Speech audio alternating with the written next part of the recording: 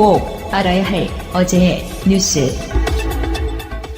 새 정부 들어 새로 구성된 저출산 고령사회위원회 위원들이 처음으로 한자리에 모였습니다. 문재인 대통령은 올해부터 생산 가능 인구가 줄고 이대로 가면 오는 2031년부터 총 인구가 감소한다고 심각성을 설명했습니다. 역대 정부가 저출산 대책에 지금까지 200조 원을 투입했지만 효과가 크지 않았다고 지적했습니다. 지금까지 있어왔던 그런 저출산 대책들은 실패했다. 충분하지 못했다. 그렇게 인정할 수밖에 없을 것 같습니다. 위원회는 출산율과 출생아 수를 목표로 삼던 정책에서 벗어나 일과 양육의 균형 확보를 최우선 과제로 삼는다는 방침입니다.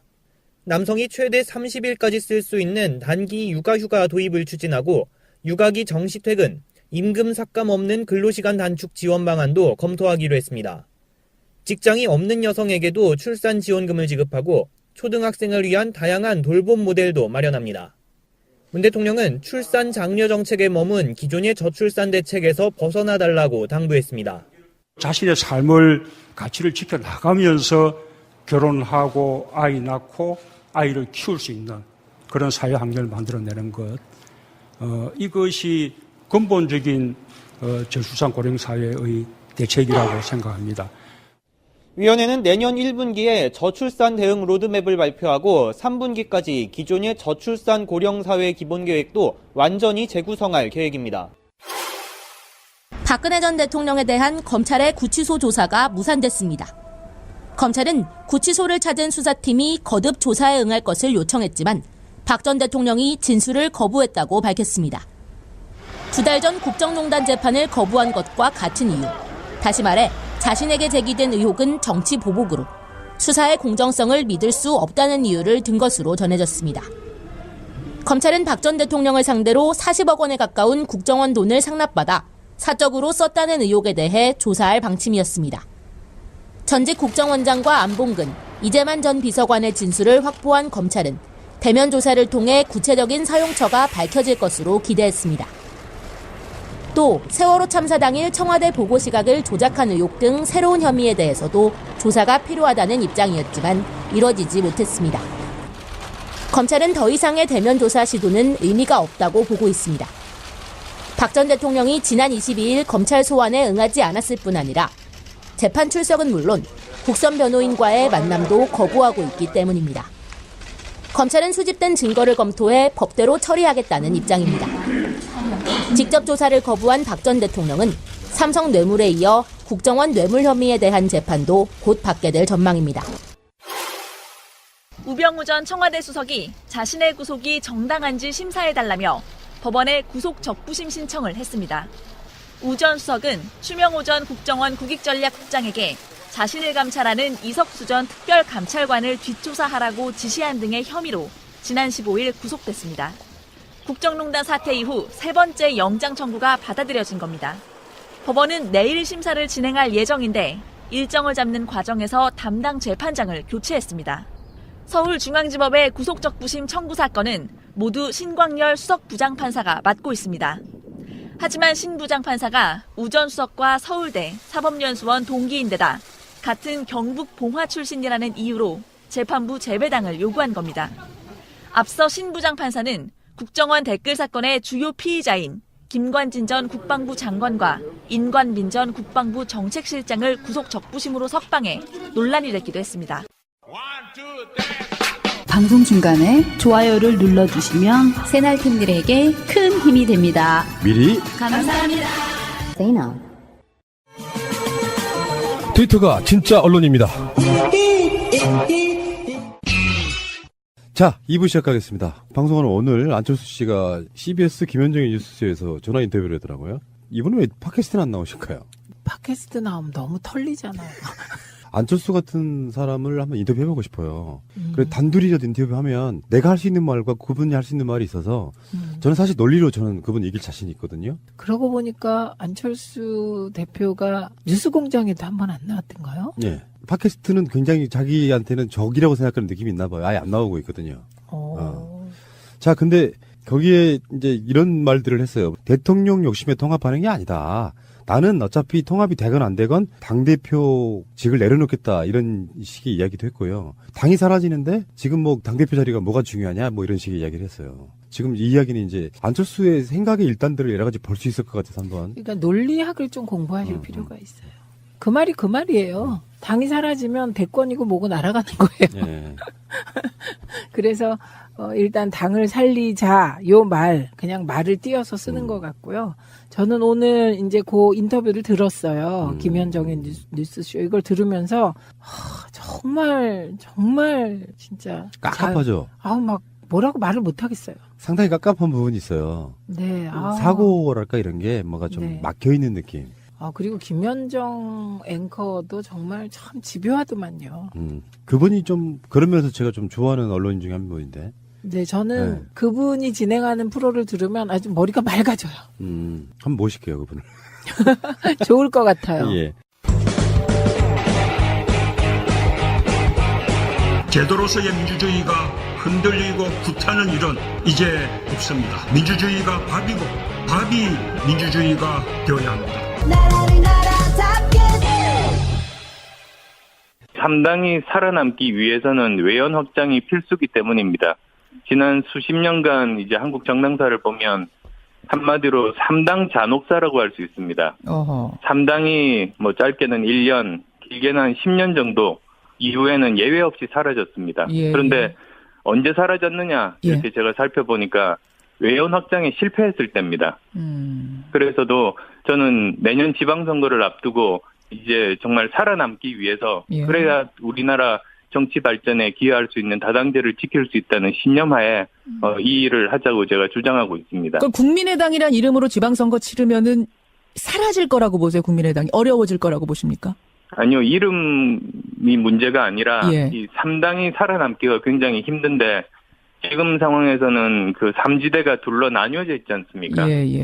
그래서 최소한 3지대는 힘을 합쳐서 선거를 치러야 그 거대 양당과 싸울 수 있다.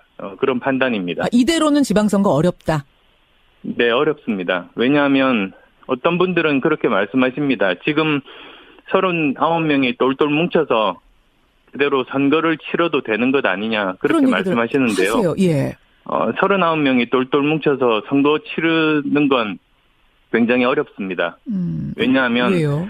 일단은 이제 통합을 하지 않으면 바른정당 의원들 중에서 뭐 절반 이상이 자유한국당으로 가서 자유한국당이 1당이 되게 됩니다.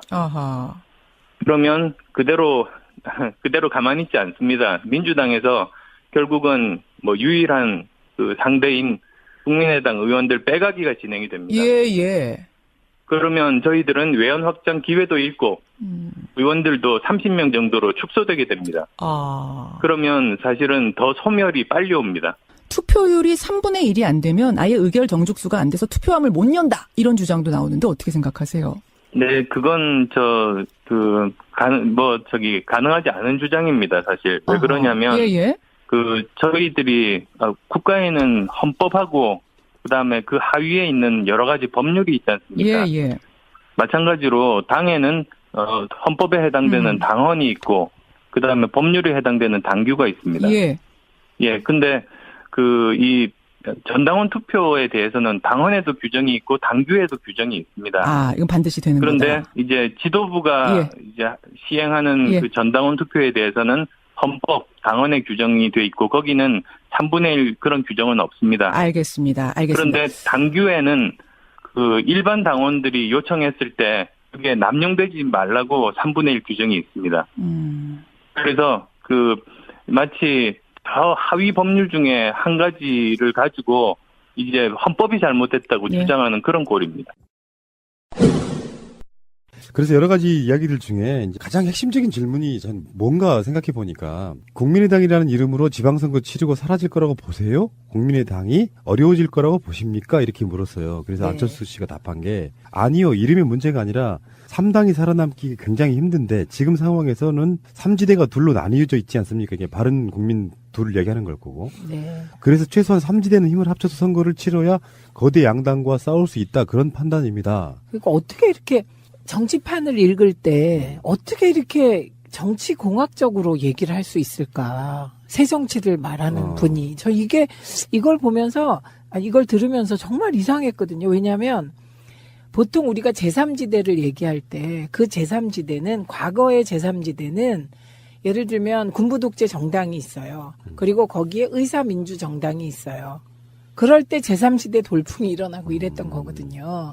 그러니까 정치의 목적이 국민이 아니고 그렇죠. 정치 세력이라는 자기 자인 같은 거거든요. 네. 그러니까 아까 말씀하신 게 정말 정답인데 새정치의 목적이 내가 대통령 되는 게 아니잖아요. 그렇죠. 국민이 좋아지는 거잖아요. 그런 관점도 한번 봐야 될 것 같고 그다음에 그 외연확장 이야기를 했는데 지난 수십 년간 한국 정당사를 보면 한마디로 3당 잔혹사라고 할 수 있다. 3당이 짧게는 1년 길게는 10년 정도 이후에는 예외 없이 사라졌다. 제 세 번째 당 사라질 거라는 것을 그냥 인정한 거라고 저는 보는 거거든요. 뿐만 아니라 3등하고 못 산다 이런 거예요. 지금 지지율이 꼴찌잖아요. 국민의당. 그러니까 이 상황은 더 견딜 수 없는 상황일 거예요. 그런데 보통은 이제 이런 일이 벌어지면 왜 그럴까를 생각하잖아요. 지금 국민의당이 이렇게 지지율이 추락하고 호남에서 외면받게 된 이 상황이요. 이게 불과 1년밖에 안 걸린 거예요. 맞습니다. 예. 그리고 또 이게 대선 전만 하더라도 안철수에 대한 와 국민의당에 대한 일정 지지가 있어서 안철수가 3등 했잖아요. 22%인가 3%인가? 뭐 그 정도 받았죠. 예. 그랬기 때문에 그런데 지금 지지율이 4점 몇 %예요. 5%가 안 돼요. 그러니까 우리는 이 원인을 따지는데 이게 사이즈가 작아서 그런 게 아니잖아요. 원래 40석이었다가 한 석 줄어서 39석일 뿐이에요. 그러니까 이게 정치공학적으로 우리가 다 양보해서 그냥 39명이 그대로 가요. 국민의당에서. 바른정당이 10명이 그대로 와요. 그래서 49석이 된다고 지지율이 5% 더하기 5%가 15% 될까? 이게 외연 확장이라는 게요. 국회의원 수 확장이 아닙니다. 국민들의 그렇지. 마음을 얻는 겁니다. 그래서 국민들의 마음을 얻으려면 국민 속으로 들어가서 물장사를 하셔야지. 국민들은 저 뒤편에 안중에도 없고 의원 수를 어떻게 하면 더 많이 만들어서 더 많이 만들 다음 단계로 할까 이 생각을 하시니까 안 되는 거죠. 그러니까 여기에서 그 안철수의 워딩 중에는 국민이 없어요. 국민이. 네. 정치 공학적으로만 얘기하고 있잖아요. 네. 이게 바로 구태 정치의 기본이잖아요. 네. 계속 새 정치를 외쳤던 사람이 하는 말치고는 굉장히 좀 구태에 의연한 그런 느낌이고 그러면서도 자기 스스로가 콘텐츠를 거칠 생각은 없는 거예요. 내가 만약에 안철수라면 당장은 40석밖에 안 되는 정당이지만 국민의 어떤 민심을 얻어서 가려면 저는 이렇게 된다고 봐요. 안철수가 미래가 있으려면 문재인 대통령 지지율 70%고 민주당 지지율이 50%일 때 국민의당 지지율도 문재인 개혁을 도와주는 그 포지션을 선점한 뒤에 지지율이 한 20% 이상 나와주는 거라면 비전이 있는 거예요. 그렇죠. 근데 완전히 세력으로부터는 완전히 배척당해서 나름 보수로 갈래의 숨은 버전이잖아 이게 지금. 이렇게 생각. 그 말씀이 진짜 타당한 말씀이신 게 처음에 안철수를 지지했던 사람들이 누구예요? 무당파층이잖아요. 그때 그 무당파층의 바램은 진짜 그 호남의 기반을 둔 민주당도 싫고 영남의 기반을 두고 색깔론의 기반을 둔 지금의 자유한국당도 싫어하는 젊은 무당파층이 있었어요. 그런데 이 무당파층을 안철수가 흡수하지 못한 결정적인 계기가 언제냐? 독자적으로 창당하려다가 그때 민주당하고 합당해서 새정치연합 만들었잖아요. 그러면서 그 새정치연합 우리 당에 누구하고 손잡았냐? 김한길 대표하고 손잡은 거예요. 그리고 그다음에 박지원 대표 등과 손잡고 탈당하게 되는 거잖아요. 그러니까 이 과정에서 무당파층을 잃어버린 거예요. 그렇죠. 예, 그다음에 박지원 대표 등과 손잡고 국민의당을 창당했을 때 그 지지층이 누구였는데요. 이때 무당파층이나 이쪽은 다 나갔고 호남을 기반으로 창당한 거 아닙니까? 그렇죠. 지금은 또 호남에서 버림받은 거예요. 그럼 보세요. 안철수의 지지 기반이 무당파층도 없어요. 호남도 아니에요. 그럼 안철수가 누굴 지지해요? 민주당 지지자들이 안철수 지지하겠어요? 그럴 리가 없잖아요. 지금 완전히 버렸다고 보는 게 맞죠. 그렇죠. 완전히 버렸죠. 네, 그리고 실망까지 했고 일부에서는 되게 이렇게 적대시하는 경향까지 나타나고 있기 때문에 이제 무당파 안 되지, 개혁적인 민주당 지지층 안 되지, 호남 안 되지. 그럼 남아있는 거는 중도의 많은 부분도 지금 문재인 정부를 지지하고 있어요. 지지율이 70%니까. 그러니까 이 중도까지도 안철수를 지지하지 않는 거예요, 지금. 제가 볼 때는 호남인으로서 그 안철수의 생각 뭐 책제목 같다. 근데 호남인들 생각은 딱 한 줄로 요약할 수 있습니다. 현재 자유한국당 세력에 대한 비토예요. 그게 기준이었다고요. 그동안 그러니까 그 전에 그 새정치 민주연합 이후에 문재인 체제의 새정치 민주연합이 그들은 김종인이었지만 김종인 요소도 분명히 있어요. 총선 참패한 부분은. 근데 그 기준이 제1야당이라고 하는 사람들이 박근혜 정권과 못 싸운다. 그런 개념이었단 말이에요. 그러면 예. 그러면 총선 이후에 그렇게 의석을 몰아줬을 때는 문재인 대통령이 그쪽 세력들을 사실상 쳐내는 형태인 거잖아요. 적폐라고 하는 개념이. 그러면 거기에 도와주면 되는 거였다고 저는 보는 거거든요. 근데 포지션이 자유한국당 쪽 사람들하고 똑같은 방식으로 가니까 용서할 수 없었던 거예요. 그리고 안철수 개인의 어떤 컨텐츠 없음, 생각 없음도 요구 없이 드러났잖아요. 대선 이후에. 네. 그러면서 지지율이 빠져서 지금은 호남 사람들 중에 안철수 말을 하는 사람이 없는 거예요. 네, 그러니까 정치인이란 누가 지지해 주냐가 제일 중요한 거예요. 내가 의원을 몇 명 거느리나는 의미가 없어요. 저는 안철수 대표나 자유한국당이 늘 지지율에 연연하고 자기들은 지지율 5%에서 15% 한다 그러고 뭐 지지율 20% 갈 거다 30% 갈 거다 그러면서 문재인 대통령 지지율이 70%면 지지율은 언제 한 방에 훅 갈지 모른다 이렇게 말하고 이게 참 말이 안 되는 얘기를 한 입으로 하고 있는 것이거든요. 그래서 이게 정치인은 어떤 정치 세력을 기반으로 내가 대표성을 갖느냐는 문제잖아요. 그러니까 지금 그 지지 기반으로 볼 때 안철수가 지지 기반으로 삼을 수 있는 사람들은 이제 30%. 자유한국당을 지지하면서 표 안 내는 분들까지 포함한 극보수 30%요. 그쪽밖에 안 남아 있는 겁니다. 지금까지 그렇죠. 행적으로 보면. 그리고 그 이유는 훈아님 말씀하신 이제 그대로죠. 그리고요, 호남이 한때 민주당을 버렸던 이유는 명백해요. 잘 싸우지 못했다, 이꼬로 졌다.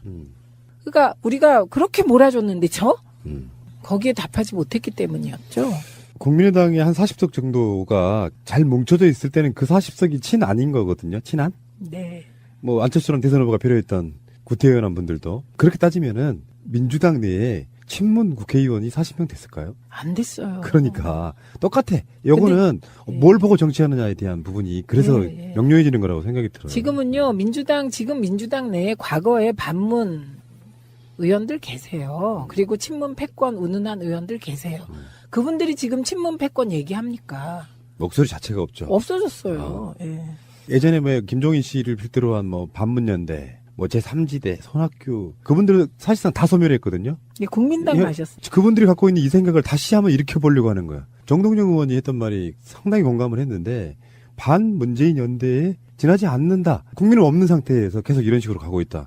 네. 대선 노름하고 있는 거예요. 네. 당대표냐 아니냐는 하나도 안 중요한 부분이잖아요. 그러니까 당대표를 지분으로 되게 대단하게 생각하는데 지금 오늘 보니까 5%도 안 되더라고요. 국민의당 지지율이. 5%도 지지율이 안 되는 정당의 당대표 자리는 별로 주식으로서 가치가 없습니다. 그러니까요. 네. 이렇게 해가지고 31일까지 전당원 투표하겠다 이런 거거든요. 거기도 또 함정이 있어요. 아직도 정당에 대해서 깊이 이해를 못했구나. 이런 생각을 하게 된 게 이제 당원 투표를 하잖아요. 그럼 우리가 이제 국회에서 의결 정족수를 따질 때 과반수 출석에 과반수 찬성, 3분의 2 출석에 3분의 2 찬성 이게 다 정해져 있어요. 근데 이제 국민의당이 신생정당이라 그런지 당원에는 전당원 투표에 대한 구체적인 게 없죠, 당연히. 그럼 이제 당규에 최소한 의결 정족수가 되려면 3분의 1이 돼야 된다. 뭐 이런 그 하위의 시행령 같은 게 있겠죠. 그런데 이제 박지원 대표 등은 당원들이 3분의 1은 투표해야 이게 유효하다 이렇게 주장하는 거예요. 예, 그 규칙에 의거해서.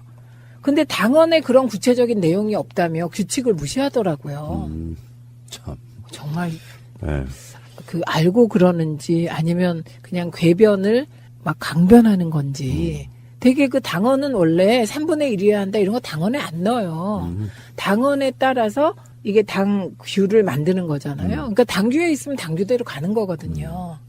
그럼 당규를 바꾸던지 그냥 한 명이 투표해도 의미 있다 이렇게 바꾸고 시작을 해야 되는데 그거를 왜 안 하고 이렇게 논란을 계속 끌고 가는지 모르겠어요. 보니까 그 자유한국당의 홍준표의 사당화 전행 이거랑 아주 유사한 형태인데 네. 안철수가 감당하기 힘들 만큼 많은 세가 지금 통합 반대 합당 반대에 몰려 있기 때문에 더 곤란한 것은 제가 봤을 때 오히려 안철수처럼 보이는데 전당원 투표를 실시해서 이쪽에서는 뭐 그 자체가 불법이라고 그래서 이제 가처분 신청도 내고 하는데 결국에는 정당들이 이제 당대표가 거기에 대해서 자의적으로 해석하고 밀어붙이면 결국에는 당이 깨지는 쪽으로 계속 가는 거잖아요. 그 법정에서 진실을 가린다. 이렇게 되면 이제 당은 사실상 깨졌다고 보는 거죠, 보통. 새가 날아든다는 여러분들의 하트를 먹고 삽니다. 잊지 않으셨죠? 에피소드 제목을 누르고 플레이가 되면 오른쪽 위에 하트를 꾹 눌러주세요. 오늘도 감사합니다. 더 많은 분들이 들을 수 있도록 하트 꼭 눌러주세요. 국민의당 최경환 의원. 합당은 전당대회에서 결정하라고 당원에 나와 있습니다. 안철수 대표가 당 헌법과 당원들의 권리를 무시하는 것입니다. 우리 당은 100% 국민 세금으로 운영되는 공당입니다. 안철수 주식회사가 아닙니다. 최소 정적수조차 정하지 않고 투표를 진행하겠다고 합니다. 비겁합니다. 총 투표자 수가 당원 33.3%에 미달하면 안철수 대표는 당연히 물러나야 합니다. 이번 투표는 나쁜 투표입니다. 투표를 거부해서 주권 당원의 본때를 보여줍시다.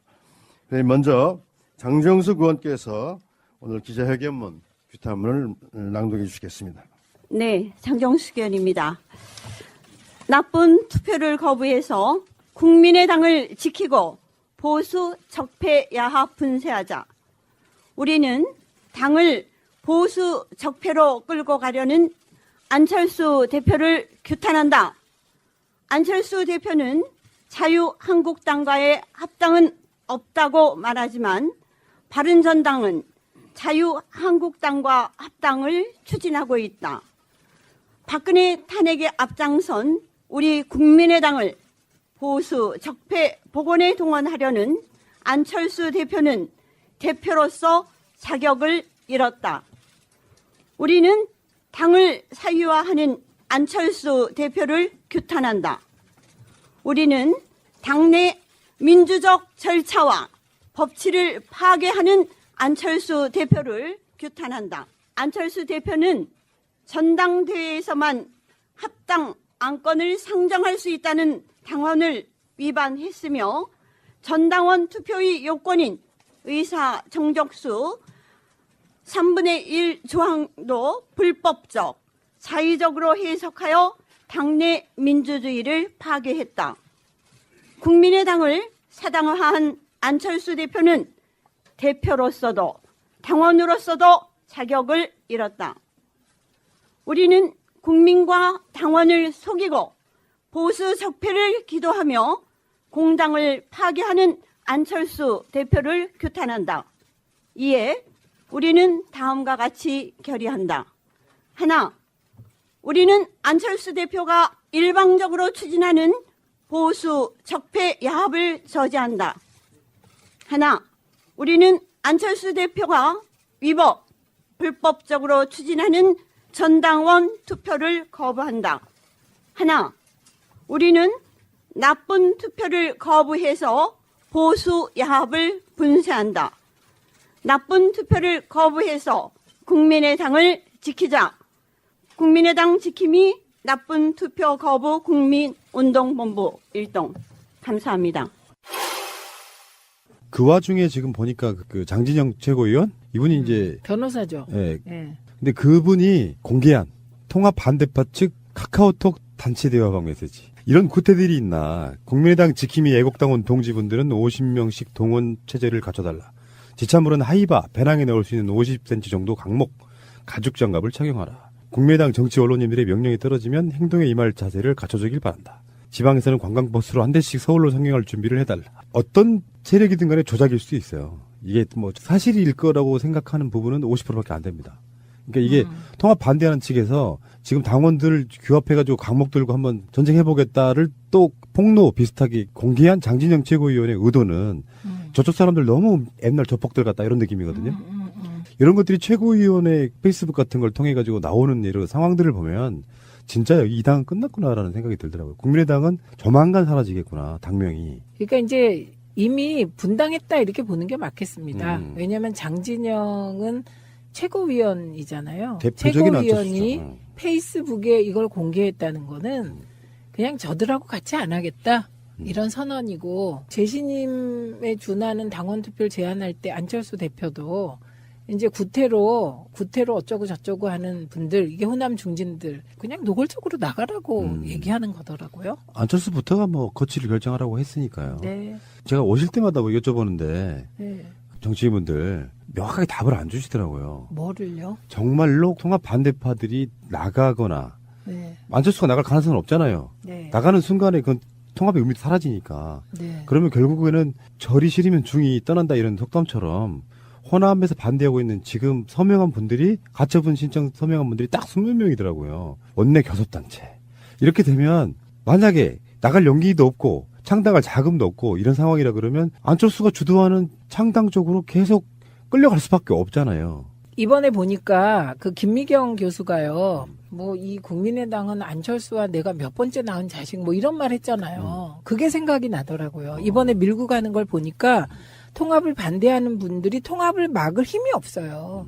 그러니까 안철수가 최대 주주 맞는 거예요. 당 대표고. 그리고 이 정도는 끌고 갈 힘이 있는 거죠. 그래서 저는 이 상태로 계속 끌려가더라도 통합이 선언되면 지금까지 박지원, 정동영, 천정배 찍어서 이분들은 싫다는 얘기가 바른정당에서 나오고 있는 거잖아요. 이 세 분을 비롯한 나머지가 그 바른정당과 통합한 정당에 못 있을 거라고 봅니다.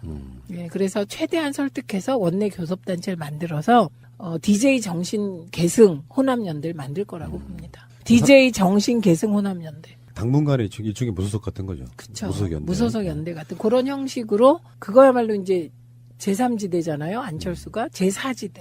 그러니까 안철수 논리면 뭐냐면 이대로 두면 어차피 홍준표가 바른정당 국회의원들 빼가서 일당 되려고 할 거다. 안철수의 가정이고요. 그러면 민주당이 여당이 가만히 있겠느냐. 그래서 또 국민의당 쪽 의원들을 빼내가려고 할 것이다. 그래서 우리는 바른정당과 국민의당의 단단한 합당을 하겠다 요거잖아요. 근데 추미애 대표가 안 한다 그랬잖아요. 국민의당에 별 관심 없다고. 근데 놓치기는 쉽지는 않잖아요. 국회의장이 걸려있는 부분이고. 뭐 그러거나 말거나 어쨌든 민주당의 지금 입장은 특히 당원들의 흐름이 중요한 거잖아요. 예. 이제 민주당의 주인이 그 몇 명 의원들이던 시대가 지났잖아요. 당원들이 다 반대하면 어떻게 통합을 합니까? 통합을 하거나 빼오기를 합니까? 그러면 또 하나 변수가 있어요, 여기에. 제가 이 안철수의 이번 통합은 분열과 통합이 동시에 가는 아주 독특한 방식인데요. 누가 나가는 건지 모르겠고. 얻는 만큼 잃는 방식. 그건 통합이 아니죠. 예. 이거는 오히려 정확히 얘기하면 국민의당 분당 사태로 보는 게 맞는데 이거를 비난하거나 비판하는 언론이 별로 없더라고요. 예, 저는 만약에 안철수 대표가 예견한 민주당이 의원 빼오기를 하는 순간 막 언론이 민주당을 집중포화할 거라고 생각합니다. 그래서 빼온들 몇 명이 되는데요. 그래서 그건 실현이 거의 불가능한, 그리고 실현돼도 힘을 별로 못 쓰는. 그러니까 안철수의 말이 여러 가지 모순인 게 네. 힘을 키워서 지방선거에서 2등하겠다는 거거든요. 단체장은 못 얻더라도. 그래서 이게 장기적으로 총선까지 갔을 때 왜 이런 거 있잖아요. 양당 시스템이나 체제라고 하는 건 국민들 머릿속에 내가 문재인 싫으면 그 반대에 가장 큰 당 찍겠다. 요 시기에 어떤 마인드가 분명히 있는 건 사실이잖아요. 네, 네. 그래서 우리가 이 당으로 올라서면 보수의 표는 우리가 갖게 되고 더불어서 그 정당에 있는 사람도 우리가 흡수할 수 있다. 이런 전략처럼 보이거든요. 네. 안철수의 큰 그림은. 근데 이 상황에서 지금 안철수가 가는 행보는 나 반대하는 사람들 나가도 된다라는 포지션인 거잖아요. 그러니까 그 포지션은 선택의 여지가 없어요. 그냥 외통수예요. 안철수 대표는 지금. 그래서 힘이 나오는 거예요. 그 이유는 아까 초기에 안철수를 지지했던 무당파층이 지지를 철회했고 호남이 안철수에게 기대를 걸고 지지했는데 그 호남도 지지를 철회했어요. 그렇기 때문에 갈 길은 그냥 그 바다밖에 없어요. 그 보수의 바다로 뛰어들어서 거기서 뭔가를 해보겠다는 거니까 지금 안철수 대표에게 호남 별 의미가 없는 걸로 보입니다. 뭐라고 말을 하든. 예, 그래서 지금은 어떻게 해서든지 이 통합을 성사시켜서 중도 보수 통합으로 가장하고요. 그리고는 중도를 버리고 보수 통합 쪽으로 가는 게 외통수로 보입니다. 이거는 어쩌면 안철수 대표는 의도하지 않았을지 몰라요. 그렇죠. 예, 그런데 그렇게 가고 있는 거다. 그러니까 안철수는 지금 현역 의원도 아니고 지금 현재 통합이 실현되면 당대표 내려놓겠다는 거거든요. 네. 자기 순수성 보이고 싶다는 거예요. 나는 당대표에 미래 있는 사람이 아니다. 안철수식 새정치의 자기 깐에는 그게 보여주는 모습이에요. 자기 나름대로 헌신하고 당의 활로를 위해서 합당이라는 명분을 통해서 한다고 하지만 국민적 입장에서 보면 아까 초반에 말씀하신 그 부분이 훨씬 더 중요한 부분이었는데 사실상 안철수는 아까 가처분 신청에서도 보듯이 당내 정치에서는 실패한 것 같아요. 네. 국회의원들 숫자가 과반이 넘어가 버렸잖아요. 네. 그중에 비례대표나 이런 분들은 말 하지 못하는 분들 꽤 있을 거라고 생각해요. 그러니까 13명이 19명에 속하는 프로테이지가 보면 13명이 비례대표죠. 그 상황에서 안철수가 만약에 전당원 투표를 이쪽에서는 사활을 걸고 있는데 나쁜 투표로 거부하는 방식. 근데 그거는 안철수 쪽이 인정 안 하겠다고 하니 결론적으로 쓸려가다 보면 찬성 반대가 얼마나 나왔느냐겠지만 안철수 머릿속에서는 당대표 됐던 내 기억. 근데 그게 쉽지 않을 거라는 거 보는 거예요. 그 당시에는 정동영, 천정배 이런 사람들이 표를 다 나누어 가졌을 때 과반에 조금 부족한 정도. 정확히는 기억이 안 납니다만 50% 겨우 좀 넘는 걸로 1차 투표에서 이겼단 말이에요.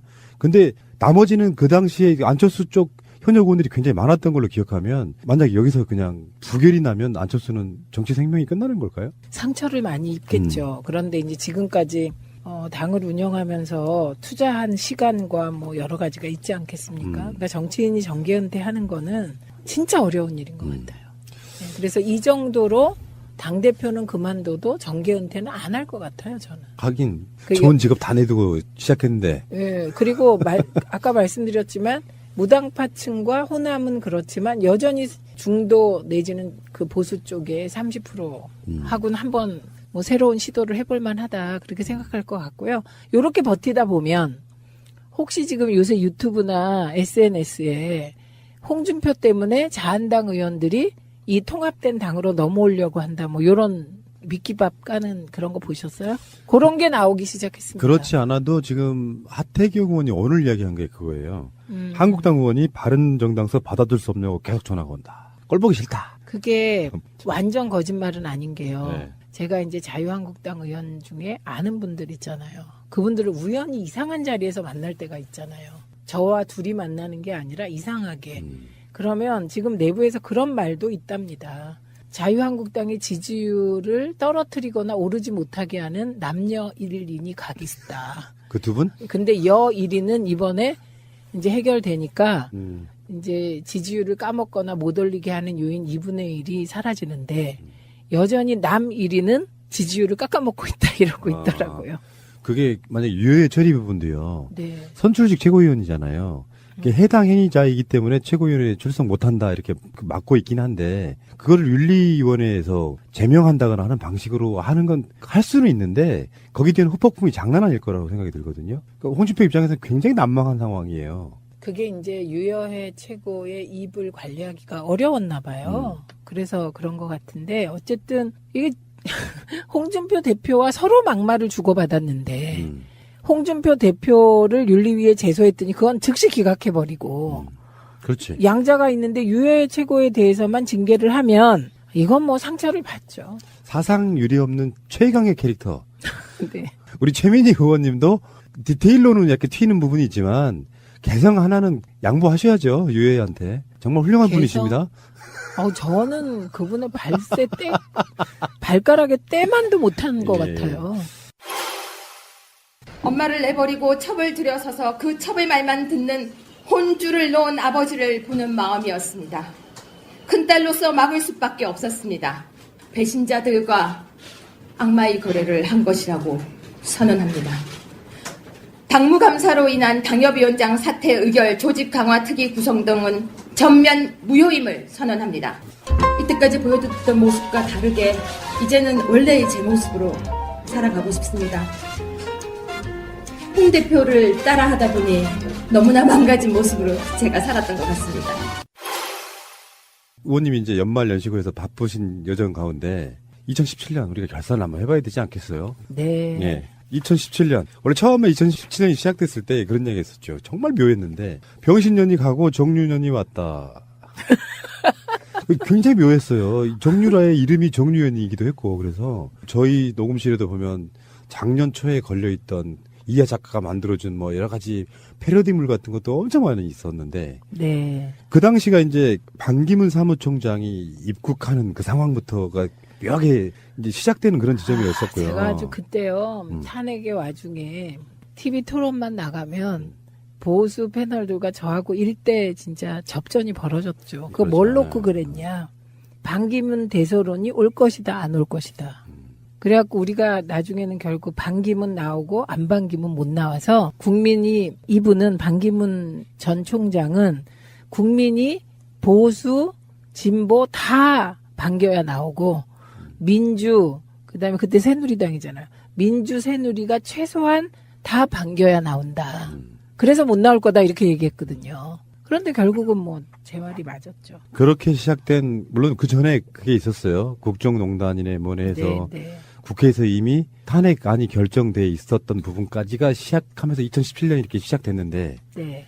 결과적으로 다시 이제 이 시점으로 돌아오면 지난주인가요? 해년마다 하는 교수분들의 올해의 사자성어. 네. 거기에 1위가 파사 현정이었습니다. 사악한 것을 부수고 바른 것을 드러낸다. 박근혜 세력이 몰락하고 새로운 정권이 들어왔다. 뭐 이런 의미도 해석할 수 있는 것이고요. 네. 그중에 3위한 게 지금 요즘 문재인 대통령이 많이 쓰시는 거죠. 제조사나? 네. 나라를 다시 일으킨다. 요런 것들. 그러니까 확실히 2017년은 아마 의원님이나 저나 나중에 조금 더 늙어서요. 한 10년쯤 지났을 때 의원님 반갑습니다. 어머 그때 그 정도 아니에요. 그거는 90살쯤 돼야 그렇구나. 자, 의원님, 2017년 한 10여 년 전에 생각해 보시면 어떤 느낌이셨어요? 하면 이런 느낌들이 계속해서 될 거예요. 네. 마치 1987년 6월 항쟁을 30년 만에 우리가 그 이야기 해도 생생하잖아요. 그런 느낌. 2017년도 정말 제 인생, 의원님 인생, 아니면 우리 국민들의 인생에 있어서 제 생각에는요, 제가 극찬했던 촛불 혁명은 뭐였냐면, 국민이 사실상 끝까지 이겨버린 초유의 사건이다. 그것도 피를 흘리지 않고. 지금 안철수 대표가 국민의당이 제일 처음 탄핵을 주장했다 그러면 정의당이 가만히 안 있죠. 탄핵을 제일 먼저 주장한 분은요, 박원석 전 의원이세요. 민정당에서 우리가 그런 얘기 했죠. 그리고 곧 정의당이 탄핵을 제일 먼저 주장했어요. 그러니까 이게 누구나 아는 사실을 그렇게 틀린 말씀을 하면 안 되고요. 근데 그 탄핵을 일관되게 주장하고 이끌어온 건 정치권이 아니에요. 국민입니다. 그리고 정치인들은 반만 따라왔고요. 네, 그리고 그게 잘한 거고. 그러니까 만약에 촛불혁명이 시민의 힘이 아니라 특출한 한 개인에 의해서 이루어졌다면 특출한 개인에 대해서 많이 실망하면 그 혁명은 끝까지 못 가잖아요. 그런데 촛불혁명은 국민, 집단 지성, 정의를 추구하는 그 힘이 모여서 쭉 왔기 때문에 이게 이제 박근혜 탄핵을 이루고요. 그리고 새로운 시대를 밑거름을 만든 것이죠. 그래서 저는 되게 유치한 것 같아요. 내가 뭘 했다 이렇게 맞아요. 말하는 거. 그리고 문재인 대통령의 집권에 대해서도 누가 1등 공신이다, 2등 공신이다. 언론이 그렇게 쓰는 거. 왜냐하면 문재인 캠프에서는 아무도 그런 말 안 해요. 왜냐하면 국민이 문재인 후보를 떠받들어 가는 걸 몸으로 느꼈거든요. 그게 소수 몇 명이 뭐 잘해서 되는 분위기가 아니었어요. 그런데 언론이 막 1등 공신이다, 2등 공신이다 어쩌고 하는 거 보면 진짜 언론하고 정치권은 구태예요. 빨리 구태에서 좀 벗어나십시오, 다들. 예. 자, 다시 2017년 일대로 한번 들어가 볼게요. 네. 1월 20일 날 트럼프가 취임했고요. 이게 지금 이제 여기랑 다 연관이 있는 거예요, 최근과. 네. 다음에 2월 13일 날은 김정남이 암살됐죠. 네. 다음에 3월 6일 날에 미사일 발사합니다, 북한이. 그 다음에 같은 날 사드 배치가 대한민국에 배치되는 그 상황. 이것도 지금 현재까지 외교랑 연관성이 있는 부분을 갖고 있는 거고. 네. 다음에 3월 10일, 저는 지금도 기억해요. 한때 우리 방송실에 비밀번호가 그거였어요. 너무 감격해서. 0310. 3월 10일 날 박근혜가 파면됩니다. 국민으로부터. 정말 역사상 초유의 사건인 거죠. 네. 4.19의 6월 항쟁까지 5.18의 미완의 혁명들이었다고 보면 결과적으로는 촛불혁명의 사실상의 시작 뭐 이런 느낌도 들고요. 3월 22일 날은 세월호 인양이 시작됐는데 그게 저희 방송의 정체성이기도 하고 그리고 박근혜 정권의 어떤 상징 같은 것도 분명히 있다고 봐요. 세월호가 3년 동안이나 바닷속에 묻혀 있었다는 거. 그 사건도 있었고 3월 31일 날은 박근혜가 구속됩니다. 그리고 5월 9일 날 드디어 정말 그 장미 대선이라고 하는 그 대선을 통해서 국민에 의해서 문재인 대통령이 제 19대 대통령으로 탄생하는 정말 감격적인 날이었고요. 그 다음에 이제 그 대통령이 당선되고 나서 또 북한은 계속 미사일 발사를 하고 9월 4일 날 KBS MBC가 총파업을 시작하는 여러 가지 적폐들 중에 언론 개혁에 관한 부분들이 이제 정권이 바뀐 뒤에 얼마 지나지 않아서 이제 이루어지는 여러 가지 모습들이 있고요. 11월 3일 날은 홍준표가 박근혜를 출당한 날이기도 하고요. 12월 14일 날은 최순실이 1년이 넘는 여정 속에 징역 25년 구형받았고 다음 달에 선고를 앞두고 있고요. 우병우도 12월 15일 날 구속되고 이런 상태로 지금 2017년이 대략만 말씀드린 건데요. 네. 말하자면 날마다 무슨 일이 있었어요. 날마다. 네, 날마다 네. 적폐청산을 위한 무언가를 하고 있었고요. 그래서 네. 결국은 다스는 누구 거냐 라는 국민의 물음에 답하는 검찰 수사가 시작됐습니다. 오늘. 그래서 그런 프레임이 있었잖아요. 언제까지 지금 적폐 수사만 할래? 이제 국민들 먹고 살아야지. 둘 다 할 수 있어요. 그러니까요. 제가 늘 그 논리가 참 안 맞는다고 생각하는 게 언제까지 적폐 수사만 할래? 그러면서 이전 정권까지 민주정부까지 또 다 뒤지자니까 이게 얼마나 논리적으로 안 맞아요. 네, 그래서 저는 지금 바람은 적폐 수사는 계속 이제 가면 되고 다스는 누구 건지에 대한 명확한 답이 내려지길 바라고요. 그다음에 정호영 특검팀이 감췄던 120억 비자금 그 돈은 누구 거며 어떻게 쓰였는지 이게 밝혀지길 바라고 그다음에 장자연에 대한 수사가 시작되는데요. 이게 또 성완종 수사처럼 죽은 자는 말이 없다. 이런 허망한 수사 결과가 나오지 않도록 다 함께 눈 부릅뜨고 감시했으면 좋겠습니다. 감격의 2017년. 정말 감격스러운 2017년인데 그 감격을 누릴 틈도 없이 적폐 세력과의 싸움으로 5월 10일 이후에 지금까지 달려온 것 같아요. 그러네요. 7개월. 근데 이 싸움이 언제 끝날까? 물론 역사는 싸움과 싸움의 반복이라고 저는 생각이 드는데 지금 현재 문재인 대통령 지지율 70%는 70%가 최소 임기 5년 차까지 가준다면 대한민국 좋아진다고 봐요. 정치인들이 가질 만한 자신감과 선거에서의 승리와 이런 것들로 아무리 홍준표 씨나 안철수 씨 이런 분들이 말도 안 되는 소리를 해도 국민들은 콧방귀도 안 끼니까요. 네. 그래서 문재인 대통령에게 이분이 무슨 신성 같은 분이어서 정말 완벽한 사람이어서 밀어주는 게 아니고 사실은 우리 국민들이 우리들의 삶을 위해서 우리들을 대표하고 있는 문재인 대통령에게 힘 실어주는 그런 한 해가 아니었나 이런 생각을 해봅니다. 네. 새날 애청자 여러분 애정합니다. 예. 뜬금없이 이상하게.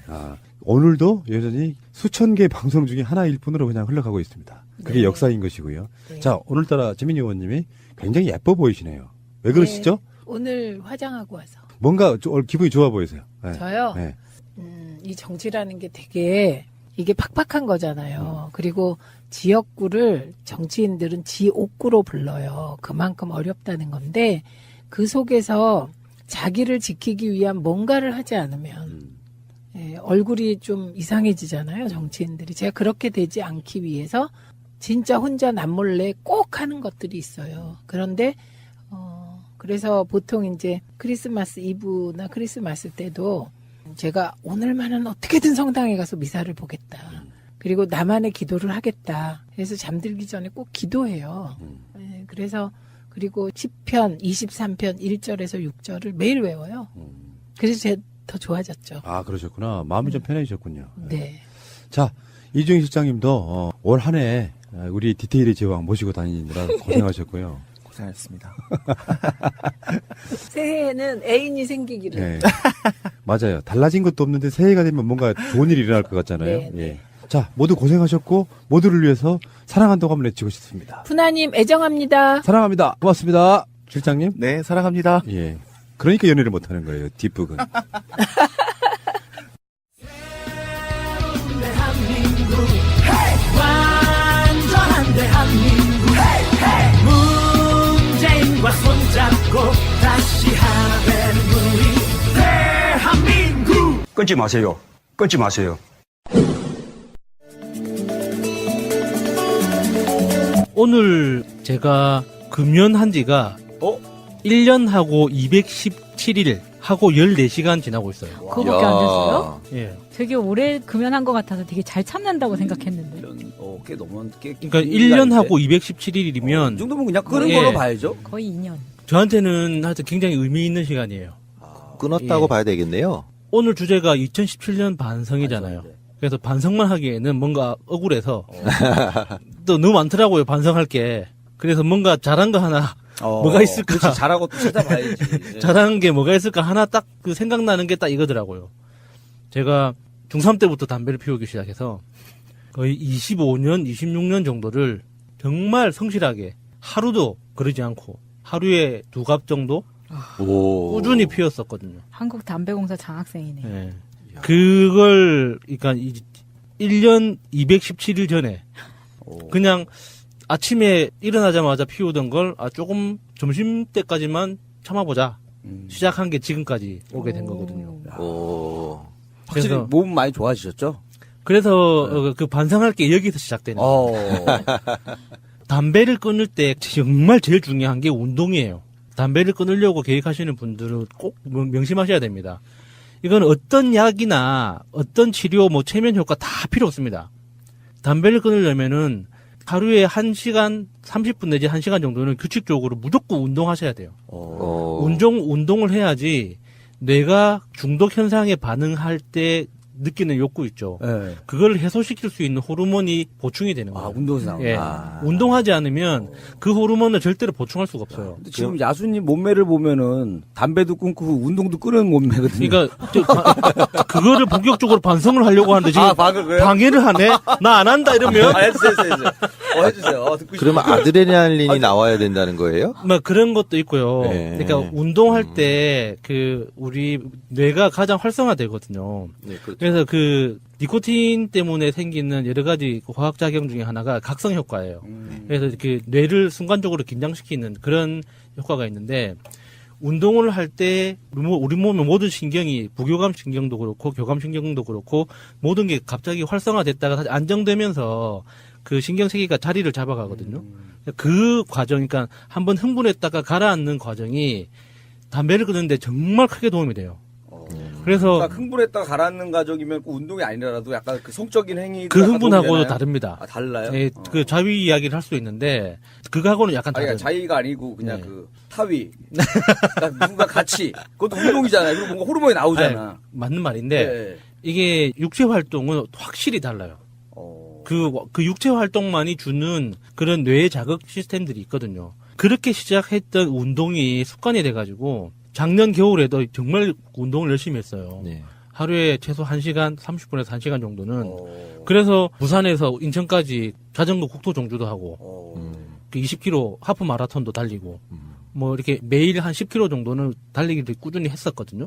그런데 그렇게 하던 운동을 올해 한 9월부터인가 10월부터인가 우연찮게 술 약속이 많이 생기기 시작했어요.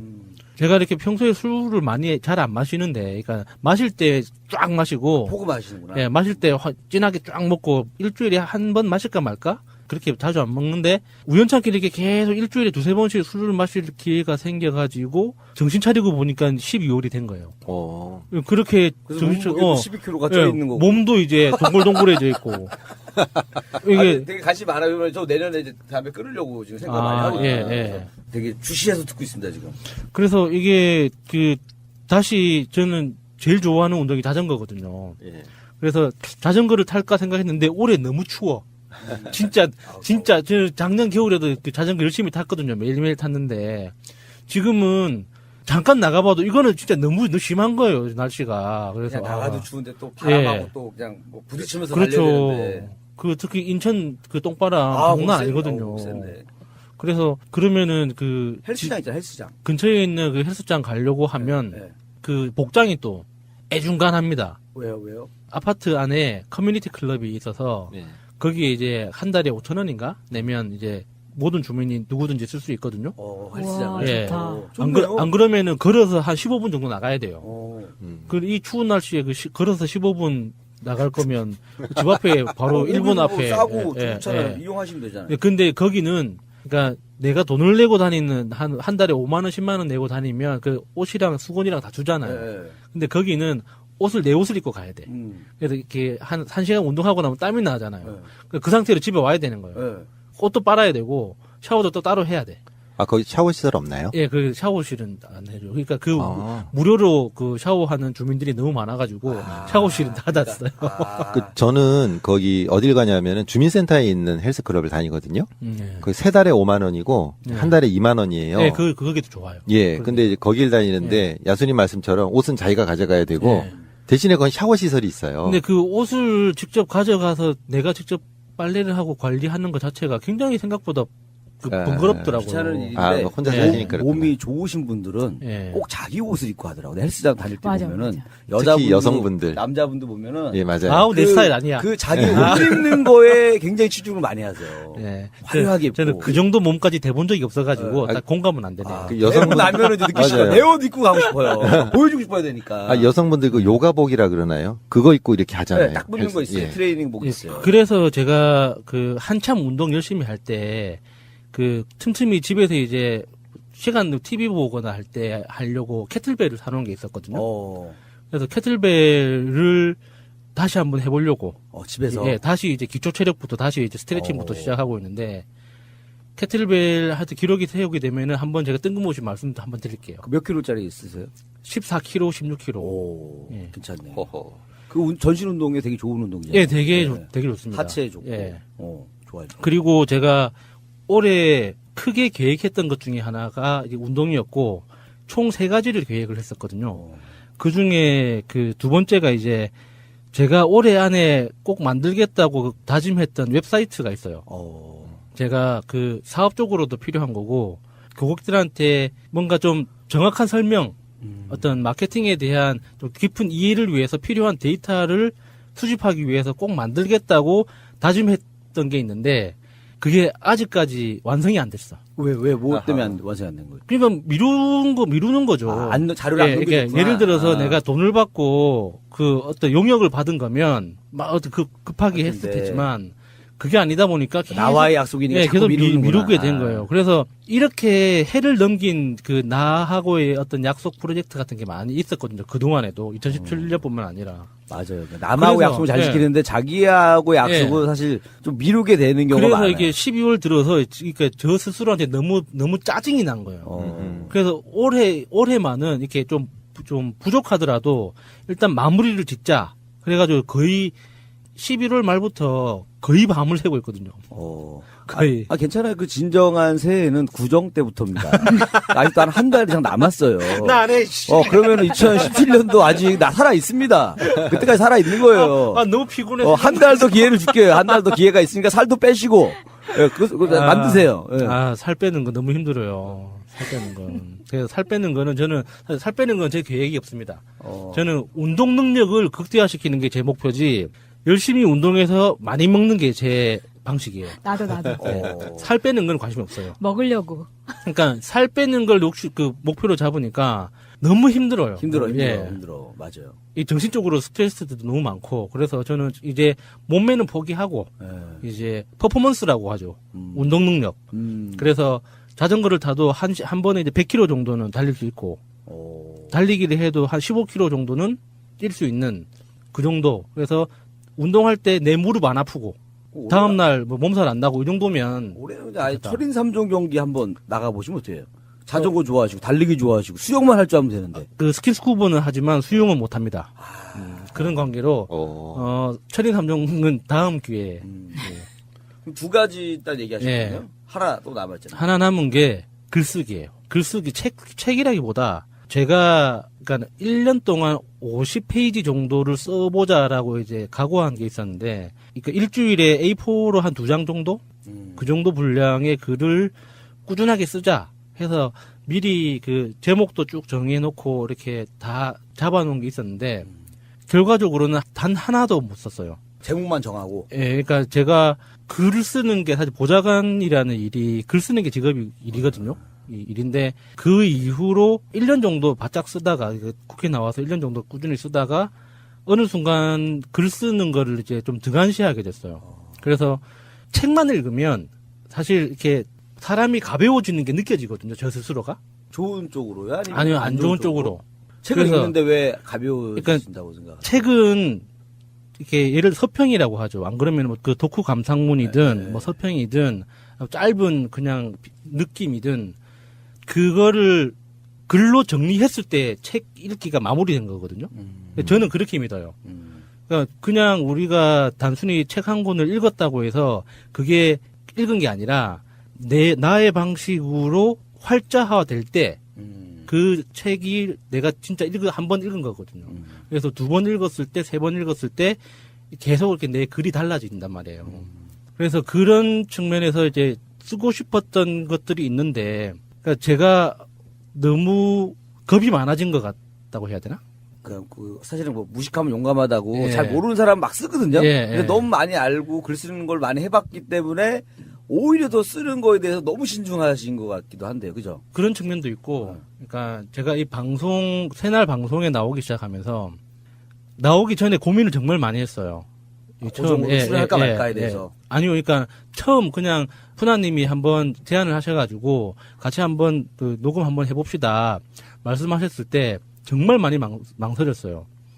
그러니까 제 목소리가 다른 사람들한테 내가 얼굴을 모르는 사람한테 전달된다는 것 자체가 좀 두려웠거든요. 비디오가 아닌 게 얼마나 다행이에요. 그런 측면도 있죠. 오디오만 한다는데 네. 뭐 이렇게 겁을 내시고. 비디오로 했으면 확 다 정말 수명을 줄여드릴 수 있는데 이제 그렇게 이게 그 고민을 많이 하다가 그러면은 한 번 오고 2번 오고 하다 보니까 또 사람이 이제 정들면은 또 떼기 힘들다고 지금 여기까지 오게 된 거거든요. 그래서 이제 이런 일종의 그냥 핑계죠. 그러니까 글 쓰는 만큼 이야기 말로 하고 있다는 이제 그런 핑계인데 아직까지 그래도 저 스스로는 좀 약간 스트레스예요. 그게 이게 글 쓰는 것만큼 좋은 건 없거든요. 나한테 주는 어떤 치유제, 스트레스 해소의 방법으로서. 그런데 아직까지 그 완성된 글을 한 번도 못 썼어요 올해. 그래서 한번 가기 전에 반성문이라도 한번 써볼까. 예, 그런 생각을 하고 있죠. 근데 책은 많이 읽으시잖아요.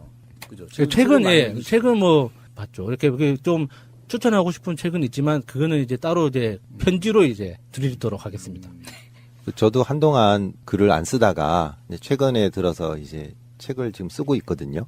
근데 이제 말하는 거 책 쓰는 것도 너무 차이가 나고 또 하나는 너무 안 쓰다 보니까 정말 이게 속도가 안 나는 그런 것도 있고 김일희님께서 말씀하신 것 중에 자기가 좀 많이 아는 부분은 더 쓰기가 힘든 것 같아요. 제가 지금 2권을 지금 좀 진행을 하고 있는데 하나는 이제 제 전공 분야를 쓰려 그러니까 너무 어려운 거예요. 말하기도 어렵고. 어디서부터 시작해야 될지. 그것도 그렇고요. 예. 너무 이제 광범위하니까 이걸 압축을 시켜야 되는데 어디까지 압축을 시켜야 되는지. 또 어디까지 설명해 줘야 되나. 뭐 그렇죠. 예. 고민하다 보면 시작이 잘 안 되거든요. 팟캐스트도 그래요. 저도 지금 2개 하고 있다 그랬잖아요. 근데 종교 쪽은 원래가 제 전공이고 하고 싶었던 건데 너무 어려운 거예요. 말하기가. 예, 오히려 차라리 귀농은 잘 모르니까 막 이렇게 주절주절 하는데. 이 반성문이라는 주제로 생각을 하다가 이게 2017년도에는 제가 이렇게 3가지를 하고 싶었던 게 있었는데 다 이렇게 완성은 못했고 이렇게 글쓰기 같은 경우는 하나도 못했지만 제 인생에서 정말 제일 잘못한 거 그냥 여러 가지로 어떤 인간적으로나 실질적으로 사고와 연관된다는 관념에서 정말 위험했던 순간이 언제였나 돌이켜 보다가 최근에 그 제천에서 정말 가슴 아픈 사고가 있었잖아요. 그거하고 연관된 건 아닌데 제가 이제 군 생활할 때 화약고에서 정말 크게 사고가 한번 날 뻔했었어요. 그러니까 그 당시 그 강릉 무장공비 사건 혹시 기억하세요? 잠수함으로 이제 27명 넘어와가지고 한때 난리 났었죠. 그때 기억하세요? 그게 몇 년도죠? 한참 됐는데. 그때 97년? 그때가 제가 1병 때였거든요. 아, 네, 고등학생 때. 예. 그 잠수함 지금 그 전시해 놓고 있죠. 있잖아요. 그때 무장공비 지금도 그 무장공비란 말이 좀 용어가 웃긴데 그 당시 이제 그렇게 교육을 받았기 때문에 그 말이 무장공비가 첫날 11명인가 사살이 됐거든요. 그게 저희 부대였어요. 제가 근무했던 부대. 저희가 근무했던 부대 사격장 그 산에서 11명이 사살이 됐었거든요. 그래서 실제로 이제 저는 자동차 부대에 있었는데 그때 실제로 이제 그 작전을 수행을 했었어요. 그래서 작전 지역 내에 있는 모든 부대들은 하여튼 경계 근무도 그렇고 실제 이제 수색이나 추격 임무나 이런 작전을 계속 했었거든요. 소비상이었겠네요. 예. 그래서 24시간 3교대 근무를 계속 돌아갔었어요. 그러니까 결과적으로는 모든 부대원들이 전투복과 전투화를 한 번도 벗은 적이 없어요. 그러니까 그렇겠죠. 씻을 때, 그러니까 세면시간, 말고는 항상 잘 때도 이제 전투화를 신고 자고 그랬었거든요. 언제 나가야 될지 모르니까. 예. 그래서 항상 5분 대기조도 활동하고 그러니까 이 보통 우리 경계 근무를 나간다고 하잖아요. 그러면 그 평상시에는 보통 뭐 2시간 단위로 돌거나 뭐 1시간 반, 1시간 단위로 돌거나 교대를 하는데 그렇게 이제 그 인력이 부족할 때는 병력이 부족하면 한 번 나가면 4시간, 6시간 이렇게 근무를 하거든요. 그래서 그때는 이제 제가 일병이어가지고 그 보급작전 나갔다가 군내 대기 상태에서는 또 경계 근무를 해야 되잖아요. 그래서 그 경계 근무로 해가지고 이제 어떻게 탄약고 근무가 걸려가지고 탄약고에 이제 근무를 서로 나갔는데 지금 뭐 이렇게 뭐 굉장히 심각하게 이야기하지만 실제 그 당시에는 그냥 일상적인 거예요. 왜냐면은 지금 현재 적이 어디 있는지는 다 그 동선이 파악되고 있는 거기 때문에 우리 부대 반경 50km 내에는 없어요. 그건 알지만 그래도 이제 그 부대 기강상 경계 근무는 이렇게 철저하게 해야 되잖아요. 그래서 우리는 수송 전문 부대였기 때문에 무기가 많이 없는 부대예요. 그래서 화약고가 딱 하나밖에 없었거든요. 그래서 그 탄약고에 있는 거기 초소로 이제 동기랑 둘이서 이제 근무를 서로 나갔는데 그 당시 대부분 그랬습니다. 나가면 이제 건빵도 하나 챙기고 음료수도 하나 챙기고 마스터도 하나 가져가고 그렇죠. 주스도 하나 챙기고 그 담배도 한 서너 가지 챙기고 뭐 이렇게 해가지고 근무를 나간단 말이죠. 그래서 시간대별로 이제 음료수 먹고 간식 먹고 담배 하나 피고 막 이렇게 하는데 그 탄약고라는 그 거기는 대부분 사고는 없습니다. 그런데 상징적이잖아요. 탄약고에서 만약에 화재 사고가 난다고 해봐요. 아우 대형 사고죠. 총살이거든요. 그러면. 그래서 그때 그 꽁초를 잘못 버려가지고 그 초소 틈새에 꽁초가 떨어진 거예요. 그 안에 가스가 있으니까 이게 커지는 건가? 아니요. 그냥 그게 그 옆에 그 동기 친구가 담배 꽁초를 제대로 안 끄고 버려가지고 그게 밑에서 이제 쓰레기하고 이렇게 불이 옮겨 붙어가지고 불이 나기 시작한 거예요. 그래가지고 그때 그러니까 우리 그 경계 근무 나가기 전에는 화장실을 갔다 와서 싹 다 비우고 오기 때문에 나올 게 없어.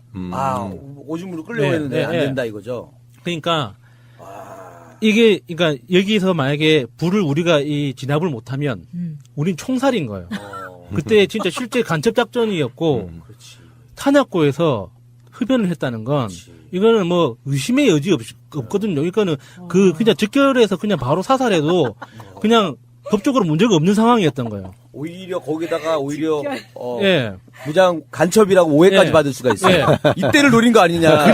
그래가지고 그 친구랑 둘이서 그 틈새가 버려져 있는 나무 틈 위에 둘이 다리 벌리고 올라가가지고 하체를 다 까고 어떻게든 그 물 한 방울이라도 쥐어 짜내려고 막 끙대며 싸다가 안 되니까 손가락을 서로 목구멍에 집어넣어가지고 오바이트로. 예, 오바이트로 흘려보내고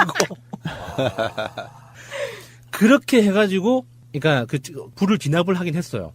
아니 옆에 그 흙을 퍼가지고 덮으면 안 되나요? 그러니까 그게 그러니까 초소에서 벗어나면 다른 초소에서 보이니까. 그게 보통 자리를 이제 지켜야 되니까. 그게 초소에서 이탈하는 것도 똑같은 거거든요. 똑같은 범죄이기 때문에 초소에서 이탈하면 저 다른 초소에서 보이면 다른 초소에서 보고를 한단 말이에요. 저 몇 초소 뭐 이렇게 사병 이탈했다고. 그러니까 이렇게 움직이지는 못하고 그 위에서 이제 정말 생쇼를 했었죠. 오바이트로 막았네. 네. 그런데 이제 그때가 지금 돌이켜 보면 어떤 재미있는 추억인데 제천 화재가 생각해 보면 아무것도 아니라고 너무 가볍게 생각했던 것들이 모였던 거예요.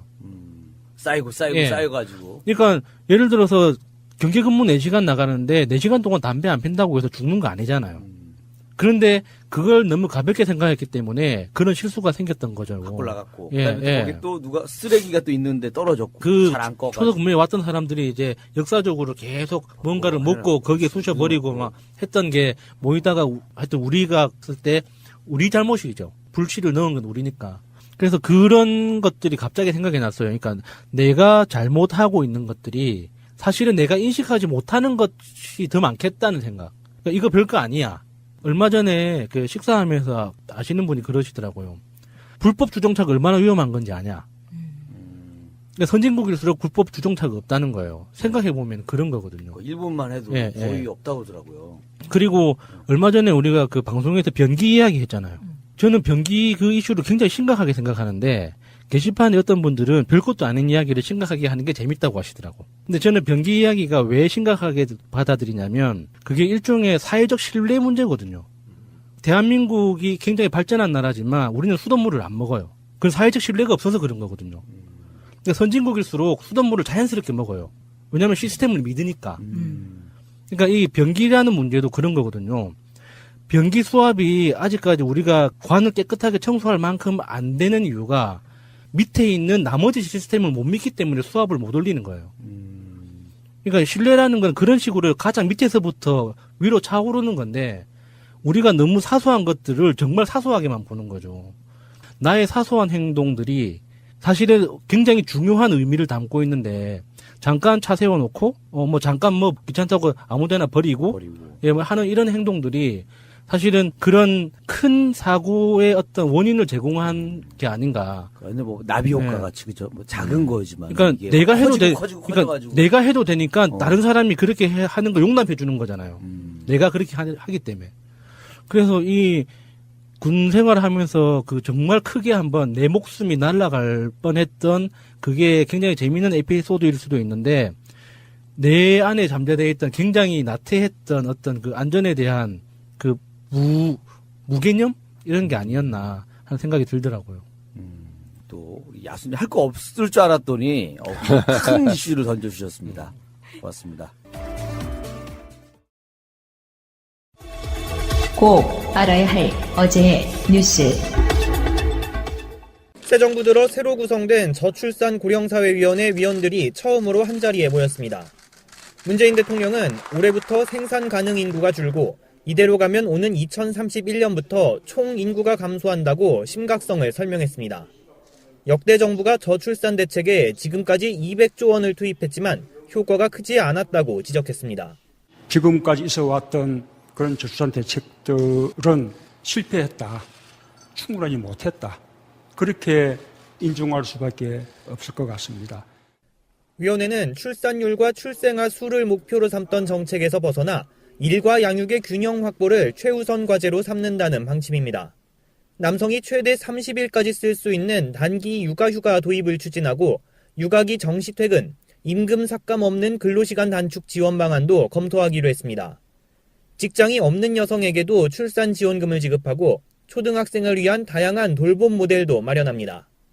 문 대통령은 출산 장려 정책에 머문 기존의 저출산 대책에서 벗어나달라고 당부했습니다. 자신의 삶을 가치를 지켜나가면서 결혼하고 아이 낳고 아이를 키울 수 있는 그런 사회 환경을 만들어내는 것. 이것이 근본적인 저출산 고령 사회의 대책이라고 생각합니다. 위원회는 내년 1분기에 저출산 대응 로드맵을 발표하고 3분기까지 기존의 저출산 고령사회 기본계획도 완전히 재구성할 계획입니다. 박근혜 전 대통령에 대한 검찰의 구치소 조사가 무산됐습니다. 검찰은 구치소를 찾은 수사팀이 거듭 조사에 응할 것을 요청했지만 박 전 대통령이 진술을 거부했다고 밝혔습니다. 2달 전 국정농단 재판을 거부한 것과 같은 이유. 다시 말해 자신에게 제기된 의혹은 정치 보복으로 수사의 공정성을 믿을 수 없다는 이유를 든 것으로 전해졌습니다. 검찰은 박 전 대통령을 상대로 40억 원에 가까운 국정원 돈을 상납받아 사적으로 썼다는 의혹에 대해 조사할 방침이었습니다. 전직 국정원장과 안봉근, 이재만 전 비서관의 진술을 확보한 검찰은 대면 조사를 통해 구체적인 사용처가 밝혀질 것으로 기대했습니다. 또 세월호 참사 당일 청와대 보고 시각을 조작한 의혹 등 새로운 혐의에 대해서도 조사가 필요하다는 입장이었지만 이뤄지지 못했습니다. 검찰은 더 이상의 대면 조사 시도는 의미가 없다고 보고 있습니다. 박 전 대통령이 지난 22일 검찰 소환에 응하지 않았을 뿐 아니라 재판 출석은 물론 국선 변호인과의 만남도 거부하고 있기 때문입니다. 검찰은 수집된 증거를 검토해 법대로 처리하겠다는 입장입니다. 직접 조사를 거부한 박 전 대통령은 삼성 뇌물에 이어 국정원 뇌물 혐의에 대한 재판도 곧 받게 될 전망입니다. 우병우 전 청와대 수석이 자신의 구속이 정당한지 심사해달라며 법원에 구속 적부심 신청을 했습니다. 우 전 수석은 추명호 전 국정원 국익전략국장에게 자신을 감찰하는 이석수 전 특별감찰관을 뒷조사하라고 지시한 등의 혐의로 지난 15일 구속됐습니다. 국정농단 사태 이후 세 번째 영장 청구가 받아들여진 겁니다. 법원은 내일 심사를 진행할 예정인데 일정을 잡는 과정에서 담당 재판장을 교체했습니다. 서울중앙지법의 구속적부심 청구 사건은 모두 신광열 수석부장판사가 맡고 있습니다. 하지만 신 부장판사가 우 전 수석과 서울대 사법연수원 동기인데다 같은 경북 봉화 출신이라는 이유로 재판부 재배당을 요구한 겁니다. 앞서 신 부장판사는 국정원 댓글 사건의 주요 피의자인 김관진 전 국방부 장관과 인관빈 전 국방부 정책실장을 구속 적부심으로 석방해 논란이 됐기도 했습니다. 방송 중간에 좋아요를 눌러주시면 새날팀들에게 큰 힘이 됩니다. 미리 감사합니다. 트위터가 진짜 언론입니다. 자, 2부 시작하겠습니다. 방송은 오늘 안철수 씨가 CBS 김현정의 뉴스쇼에서 전화 인터뷰를 하더라고요. 이분은 왜 팟캐스트는 안 나오실까요? 팟캐스트 나오면 너무 털리잖아요. 안철수 같은 사람을 한번 인터뷰해보고 싶어요. 그래 단둘이라도 인터뷰하면 내가 할 수 있는 말과 그분이 할 수 있는 말이 있어서 저는 사실 논리로 저는 그분 이길 자신이 있거든요. 그러고 보니까 안철수 대표가 뉴스공장에도 한 번 안 나왔던가요? 예. 팟캐스트는 굉장히 자기한테는 적이라고 생각하는 느낌이 있나 봐요. 아예 안 나오고 있거든요. 자, 근데 거기에 이제 이런 말들을 했어요. 대통령 욕심에 통합하는 게 아니다. 나는 어차피 통합이 되건 안 되건 당대표직을 내려놓겠다. 이런 식의 이야기도 했고요. 당이 사라지는데 지금 뭐 당대표 자리가 뭐가 중요하냐. 뭐 이런 식의 이야기를 했어요. 지금 이 이야기는 이제 안철수의 생각의 일단들을 여러 가지 볼 수 있을 것 같아요. 볼 수 있도록 하트 꼭 눌러주세요. 국민의당 최경환 의원. 합당은 전당대회에서 결정하라고 당헌에 나와 있습니다. 안철수 대표가 당 헌법과 당원들의 권리를 무시하는 것입니다. 우리 당은 100% 국민 세금으로 운영되는 공당입니다. 안철수 주식회사가 아닙니다. 최소 정적수조차 정하지 않고 투표를 진행하겠다고 합니다. 비겁합니다. 총 투표자 수가 당원 33.3%에 미달하면 안철수 대표는 당연히 물러나야 합니다. 이번 투표는 나쁜 투표입니다. 투표를 거부해서 주권 당원의 본때를 보여줍시다. 먼저 장정숙 의원께서 오늘 기자회견문 규탄문을 낭독해 주시겠습니다. 네, 장정숙 의원입니다. 나쁜 투표를 거부해서 국민의당을 지키고 보수 적폐 야합 분쇄하자. 우리는 당을 보수 적폐로 끌고 가려는 안철수 대표를 규탄한다. 안철수 대표는 자유한국당과의 합당은 없다고 말하지만 바른전당은 자유한국당과 합당을 추진하고 있다. 박근혜 탄핵에 앞장선 우리 국민의당을 보수 적폐 복원에 동원하려는 안철수 대표는 대표로서 자격을 잃었다. 우리는 당을 사유화하는 안철수 대표를 규탄한다. 우리는 당내 민주적 절차와 법치를 파괴하는 안철수 대표를 규탄한다. 안철수 대표는 전당대회에서만 합당 안건을 상정할 수 있다는 당헌을 위반했으며 전당원 투표의 요건인 의사 정적수 3분의 1 조항도 불법적, 자의적으로 해석하여 당내 민주주의를 파괴했다. 국민의당을 사당화한 안철수 대표는 대표로서도 당원으로서도 자격을 잃었다. 우리는 국민과 당원을 속이고 보수 적폐를 기도하며 공당을 파괴하는 안철수 대표를 규탄한다. 이에 우리는 다음과 같이 결의한다. 하나, 우리는 안철수 대표가 일방적으로 추진하는 보수 적폐 야합을 저지한다. 하나, 우리는 안철수 대표가 위법, 불법적으로 추진하는 전당원 투표를 거부한다. 하나, 우리는 나쁜 투표를 거부해서 보수 야합을 분쇄한다. 나쁜 투표를 거부해서 국민의당을 지키자. 국민의당 지킴이 나쁜 투표 거부 국민운동본부 일동. 감사합니다. 그 와중에 지금 보니까 그 장진영 최고위원 이분이 이제 변호사죠. 예. 예. 근데 그분이 공개한 통합 반대파 측 카카오톡 단체 대화방 메시지. 이런 구태들이 있나. 국민의당 지킴이 애국당원 동지분들은 50명씩 동원 체제를 갖춰달라. 지참물은 하이바, 배낭에 넣을 수 있는 50cm 정도 강목, 가죽 장갑을 착용하라. 국민의당 정치 언론인들의 명령이 떨어지면 행동에 임할 자세를 갖춰주길 바란다. 지방에서는 관광버스로 한 대씩 서울로 상경할 준비를 해달라. 어떤 세력이든 간에 조작일 수 있어요. 이게 뭐 사실일 거라고 생각하는 부분은 50%밖에 안 됩니다. 그러니까 이게 통합 반대하는 측에서 지금 당원들 규합해가지고 강목 들고 한번 전쟁해보겠다를 또 폭로 비슷하게 공개한 장진영 최고위원의 의도는 저쪽 사람들 너무 옛날 조폭들 같다 이런 느낌이거든요.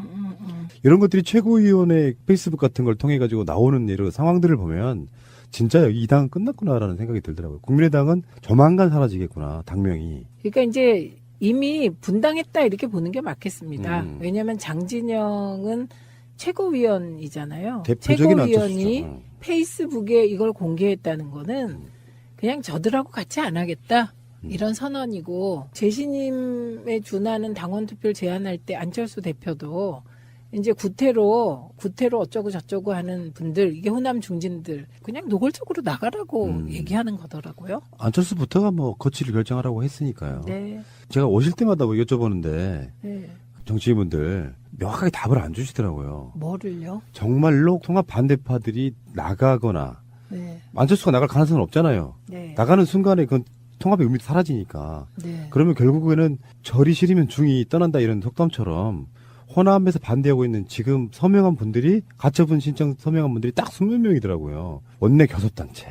한번. 그러니까 논리학을 좀 공부하실 필요가 있어요. 그 말이 그 말이에요. 당이 사라지면 대권이고 뭐고 날아가는 거예요. 예. 그래서 일단 당을 살리자 요 말 그냥 말을 띄어서 쓰는 것 같고요. 저는 오늘 이제 그 인터뷰를 들었어요. 김현정의 뉴스쇼 이걸 들으면서 정말 진짜 깝깝하죠. 막 뭐라고 말을 못 하겠어요. 상당히 깝깝한 부분이 있어요. 네. 사고랄까 이런 게 뭐가 좀 네. 막혀 있는 느낌. 그리고 김현정 앵커도 정말 참 집요하더만요. 그분이 좀 그러면서 제가 좀 좋아하는 언론인 중에 한 분인데. 네, 저는 네. 그분이 진행하는 프로를 들으면 아주 머리가 맑아져요. 한번 모실게요, 그분을. 좋을 것 같아요. 예. 제도로서의 민주주의가 흔들리고 구타는 일은 이제 없습니다. 민주주의가 밥이고 밥이 민주주의가 되어야 합니다. 나라를 나라답게 3당이 살아남기 위해서는 외연 확장이 필수기 때문입니다.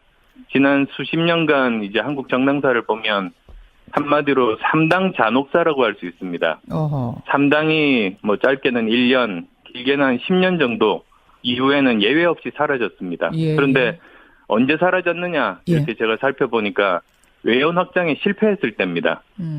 그래서도 저는 내년 지방선거를 앞두고 이제 정말 살아남기 위해서 그래야 우리나라 정치 발전에 기여할 수 있는 다당제를 지킬 수 있다는 신념하에 이 일을 하자고 제가 주장하고 있습니다. 그럼 국민의당이란 이름으로 지방선거 치르면은 사라질 거라고 보세요, 국민의당이? 어려워질 거라고 보십니까?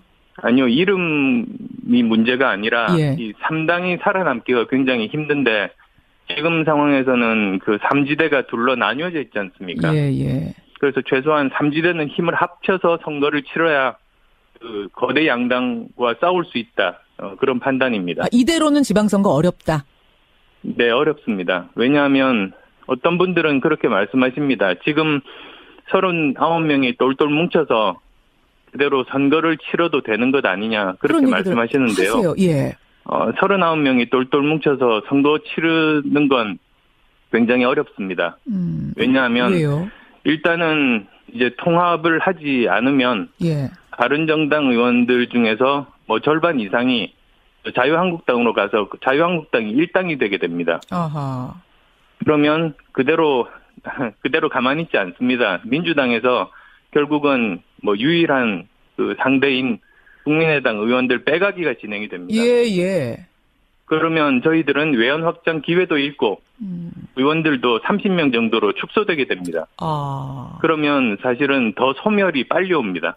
투표율이 3분의 1이 안 되면 아예 의결 정족수가 안 돼서 투표함을 못 연다. 이런 주장도 나오는데 어떻게 생각하세요? 네, 그건 가능하지 않은 주장입니다, 사실. 왜 그러냐면, 저희들이, 국가에는 헌법하고, 그 다음에 그 하위에 있는 여러 가지 법률이 있지 않습니까? 마찬가지로 당에는, 헌법에 해당되는 당헌이 있고, 그 다음에 법률에 해당되는 당규가 있습니다.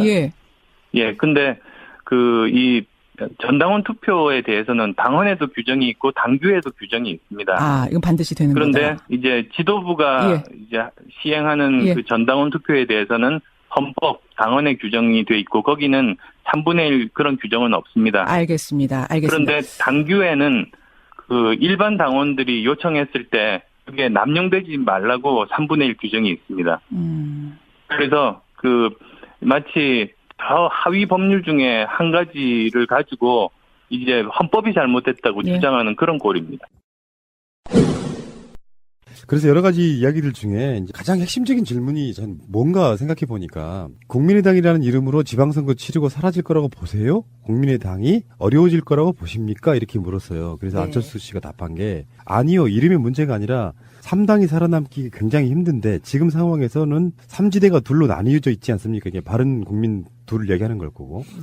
그래서 최소한 3지대는 힘을 합쳐서 선거를 치러야 거대 양당과 싸울 수 있다. 그런 판단입니다. 그러니까 어떻게 이렇게 정치판을 읽을 때 어떻게 이렇게 정치공학적으로 얘기를 할 수 있을까? 새 정치를 말하는 분이. 저 이걸 보면서, 이걸 들으면서 정말 이상했거든요. 왜냐하면 보통 우리가 제3지대를 얘기할 때 그 제3지대는 과거의 제3지대는 예를 들면 군부독재 정당이 있어요. 그리고 거기에 의사민주정당이 있어요.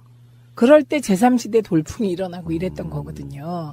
그러니까 정치의 목적이 국민이 아니고 그렇죠. 정치 세력이라는 자인 같은 거거든요. 그러니까 아까 말씀하신 게 정말 정답인데 새 정치의 목적이 내가 대통령 되는 게 아니잖아요. 그렇죠. 국민이 좋아지는 거잖아요. 그런 관점도 한번 봐야 될 것 같고 그다음에 외연 확장 이야기를 했는데 지난 수십 년간 한국 정당사를 보면 한마디로 3당 잔혹사라고 할 수 있다. 3당이 짧게는 1년, 길게는 10년 정도 이후에는 예외 없이 사라졌다. 제 세 번째 당 사라질 거라는 것을 그냥 인정한 거라고 저는 보는 거거든요. 뿐만 아니라 3등하고 못 산다 이런 거예요. 지금 지지율이 꼴찌잖아요. 국민의당. 그러니까 이 상황은 더 견딜 수 없는 상황일 거예요. 그런데 보통은 이제 이런 일이 벌어지면 왜 그럴까를 생각하잖아요. 지금 국민의당이 이렇게 지지율이 추락하고 호남에서 외면받게 된 이 상황이요. 이게 불과 1년밖에 안 걸린 거예요. 맞습니다. 그리고 또 이게 대선 전만 하더라도 안철수에 대한 와 국민의당에 대한 일정 지지가 있어서 안철수가 3등 했잖아요. 22%인가 3%인가? 뭐 그 정도 받았죠. 그랬기 때문에 그런데 지금 지지율이 4점 몇 %예요. 5%가 안 돼요. 그러니까 우리는 이 원인을 따지는데 이게 사이즈가 작아서 그런 게 아니잖아요. 원래 40석이었다가 한 석 줄어서 39석일 뿐이에요. 그러니까 이게 정치공학적으로 우리가 다 양보해서 그냥 39명이 그대로 가요. 국민의당에서. 바른정당이 10명이 그대로 와요. 그래서 49석이 된다고 지지율이 5% 더하기 5%가 15% 될까? 이게 외연 확장이라는 게요. 국회의원 수 확장이 아닙니다. 국민들의 마음을 얻는 겁니다. 그래서 국민들의 마음을 얻으려면 국민 속으로 들어가서 물장사를 하셔야지. 국민들은 저 뒤편에 안중에도 없고 의원 수를 어떻게 하면 더 많이 만들어서 더 많이 만들 다음 단계로 할까 이 생각을 하시니까 안 되는 거죠. 그러니까 여기에서 안철수의 워딩 중에는 국민이 없어요. 국민이. 정치 공학적으로만 얘기하고 있잖아요. 이게 바로 구태 정치의 기본이잖아요. 계속 새 정치를 외쳤던 사람이 하는 말치고는 굉장히 좀 구태에 의연한 그런 느낌이고 그러면서도 자기 스스로가 콘텐츠를 거칠 생각은 없는 거예요. 내가 만약에 안철수라면 당장은 40석밖에 안 되는 정당이지만 국민의 어떤 민심을 얻어서 가려면 저는 이렇게 된다고 봐요. 안철수가 미래가 있으려면 문재인 대통령 지지율 70%고 민주당 지지율이 50%일 때 국민의당 지지율도 문재인 개혁을 도와주는 그 포지션을 선점한 뒤에 지지율이 한 20% 이상 나와주는 거라면 비전이 있는 거예요. 그렇죠. 근데 완전히 세력으로부터는 완전히 배척당해서 나는 보수로 갈래의 숨은 버전이잖아 이게 지금. 이렇게 생각 그 말씀이 진짜 타당한 말씀이신 게 처음에 안철수를 지지했던 사람들이 누구예요? 무당파층이잖아요. 그때 그 무당파층의 바램은 진짜 그 호남의 기반을 둔 민주당도 싫고 영남의 기반을 두고 색깔론의 기반을 둔 지금의 자유한국당도 싫어하는 젊은 무당파층이 있었어요. 그런데 이 무당파층을 안철수가 흡수하지 못한 결정적인 계기가 언제냐. 독자적으로 창당하려다가 그때 민주당하고 합당해서 새정치연합 만들었잖아요. 그러면서 그 새정치연합 우리 당에 누구하고 손잡았냐? 김한길 대표하고 손잡은 거예요. 그리고 그 다음에 박지원 대표 등과 손잡고 탈당하게 되는 거잖아요. 그러니까 이 과정에서 무당파층을 잃어버린 거예요. 그렇죠. 예, 그 다음에 박지원 대표 등과 손잡고 국민의당을 창당했을 때 그 지지층이 누구였는데요. 이때 무당파층이나 이쪽은 다 나갔고 호남을 기반으로 창당한 거 아닙니까? 그렇죠. 지금은 또 호남에서 버림받은 거예요. 그럼 보세요. 안철수의 지지 기반이 무당파층도 없어요. 호남도 아니에요. 그럼 안철수가 누굴 지지해요? 민주당 지지자들이 안철수 지지하겠어요? 그럴 리가 없잖아요. 지금 완전히 버렸다고 보는 게 맞죠. 그렇죠. 완전히 버렸죠. 네, 그리고 실망까지 했고 일부에서는 되게 이렇게 적대시하는 경향까지 나타나고 있기 때문에 이제 무당파 안 되지, 개혁적인 민주당 지지층 안 되지, 호남 안 되지. 그럼 남아있는 거는 중도의 많은 부분도 지금 문재인 정부를 지지하고 있어요. 지지율이 70%니까. 그러니까 이 중도까지도 안철수를 지지하지 않는 거예요, 지금. 제가 볼 때는 호남인으로서 그 안철수의 생각 뭐 무슨 책개목 같아. 근데 호남인들 생각은 딱 한 줄로 요약할 수 있습니다. 현재 자유한국당 세력에 대한 비터예요. 그게 기준이었다고요. 그동안. 그러니까 그 전에 그 새정치민주연합 이후에 문재인 체제의 새정치민주연합이 그들은 김종인이었지만 김종인 요소도 분명히 있어요. 총선 참패한 부분은. 근데 그 기준이 제1야당이라고 하는 사람들이 박근혜 정권과 못 싸운다. 그런 개념이었단 말이에요. 그러면 예. 그러면 총선 이후에 그렇게 의석을 몰아줬을 때는 문재인 대통령이 그쪽 세력들을 사실상 쳐내는 형태인 거잖아요. 적폐라고 하는 개념이. 그러면 거기에 도와주면 되는 거였다고 저는 보는 거거든요. 근데 포지션이 자유한국당 쪽 사람들하고 똑같은 방식으로 가니까 용서할 수 없었던 거예요. 그리고 안철수 개인의 어떤 컨텐츠 없음, 생각 없음도 요구 없이 드러났잖아요. 대선 이후에. 네. 그러면서 지지율이 빠져서 지금은 호남 사람들 중에 안철수 말을 하는 사람이 없는 거예요. 네, 그러니까 정치인이란 누가 지지해 주냐가 제일 중요한 거예요. 내가 의원을 몇 명 거느리나는 의미가 없어요. 저는 안철수 대표나 자유한국당이 늘 지지율에 연연하고 자기들은 지지율 5%에서 15% 한다 그러고 뭐 지지율 20% 갈 거다 30% 갈 거다 그러면서 문재인 대통령 지지율이 70%면 지지율은 언제 한 방에 훅 갈지 모른다 이렇게 말하고 이게 참 말이 안 되는 얘기를 한 입으로 하고 있는 것이거든요. 그래서 이게 정치인은 어떤 정치 세력을 기반으로 내가 대표성을 갖느냐는 문제잖아요. 그러니까 지금 그 지지 기반으로 볼 때 안철수가 지지 기반으로 삼을 수 있는 사람들은 이제 30%. 자유한국당을 지지하면서 표 안 내는 분들까지 포함한 극보수 30%요. 그쪽밖에 안 남아 있는 겁니다. 지금까지 그렇죠. 행적으로 보면. 그리고 그 이유는 훈아님 말씀하신 이제 그대로죠. 그리고요, 호남이 한때 민주당을 버렸던 이유는 명백해요. 잘 싸우지 못했다, 이 꼴을 졌다. 그러니까 우리가 그렇게 몰아줬는데 거기에 답하지 못했기 때문이었죠. 국민의당이 한 40석 정도가 잘 뭉쳐져 있을 때는 그 40석이 친 아닌 거거든요. 친한? 네. 뭐 안철수랑 대선 후보가 필요했던 구태의원 분들도 그렇게 따지면은 민주당 내에 친문 국회의원이 40명 됐을까요? 안 됐어요. 그러니까 똑같아. 요거는 뭘 보고 정치하느냐에 대한 부분이 그래서 명료해지는 거라고 생각이 들어요. 지금은요, 지금 민주당 내에 과거에 반문 의원들 계세요. 그리고 친문 패권 운운한 의원들 계세요. 그분들이 지금 친문 패권 얘기합니까? 목소리 자체가 없죠. 없어졌어요. 예. 예전에 뭐 김종인 씨를 필두로 한 뭐 반문연대, 뭐 제3지대, 손학규 그분들은 사실상 다 소멸했거든요. 예, 국민당 가셨어요. 그분들이 갖고 있는 이 생각을 다시 한번 일으켜보려고 하는 거야. 정동영 의원이 했던 말이 상당히 공감을 했는데 반 문재인 연대에 지나지 않는다. 국민은 없는 상태에서 계속 이런 식으로 가고 있다. 네. 대선 노름하고 있는 거예요. 네. 당대표냐 아니냐는 하나도 안 중요한 부분이잖아요. 그러니까 당대표를 지분으로 뭐 되게 뭐 대단하게 생각하는데 지금 오늘 보니까 5%도 안 되더라고요. 국민의당 지지율이. 5%도 지지율이 안 되는 정당의 당대표 자리는 별로 주식으로서 가치가 없습니다. 그러니까요. 네. 이렇게 해가지고 31일까지 전당원 투표 하겠다 이런 거거든요. 거기도 또 함정이 있어요. 아직도 정당에 대해서 깊이 이해를 못했구나. 이런 생각을 하게 된 게 이제 당원 투표를 하잖아요. 그럼 우리가 이제 국회에서 의결 정족수를 따질 때 과반수 출석에 과반수 찬성, 3분의 2 출석에 3분의 2 찬성 이게 다 정해져 있어요. 근데 이제 국민의당이 신생 정당이라 그런지 당원에는 전당원 투표에 대한 구체적인 게 없죠, 당연히. 그럼 이제 당규에 최소한 의결 정족수가 되려면 3분의 1이 돼야 된다. 뭐 이런 그 하위의 시행령 같은 게 있겠죠. 그런데 이제 박지원 대표 등은 당원들이 3분의 1은 투표해야 이게 유효하다 이렇게 주장하는 거예요.